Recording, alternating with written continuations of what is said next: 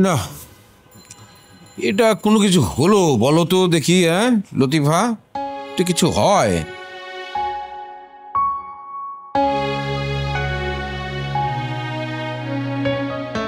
কি হয়েছে? কি নিয়ে তুমি এত চিন্তা করছো? আরে আর বলো না, আমাদের কমিশনার হালিম, ও চিটাং গেছিল, তো ওখানে ওকে নাকি কারা গুলি করেছে। এখন সে বাঁচবে না মরবে কে জানে। আরে কি বলো?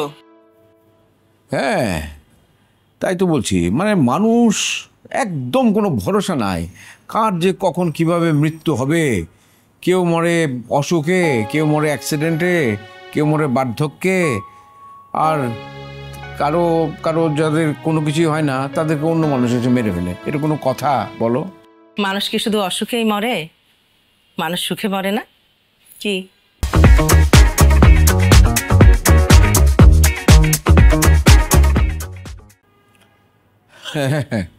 আমি তো চাই আমার মৃত্যু হবে একদম সুখের মধ্যে, বুঝলে?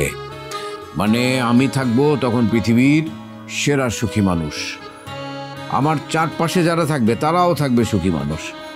আমি যা চাইবো তাই এসে হাজির হবে। যেমন মনে করো যে আমি ইলিশ মাছ খেতে চাইলাম, দেখা যাবে যে এক কার্টুন টাটকা ইলিশ এসে হাজির হয়েছে, ওখানে কোনো পচা মাছ টাছ আর থাকবে না, ঠিক আছে?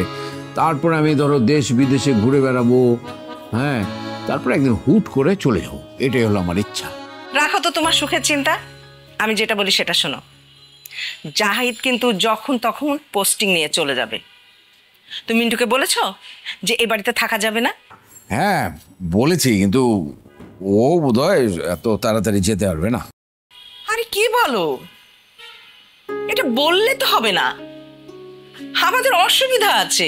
আমাদের বাড়িতে বিবাহযোগ্য একটা মেয়ে আছে, আমরা চাইলেও তো ওকে রাখতে পারবো না।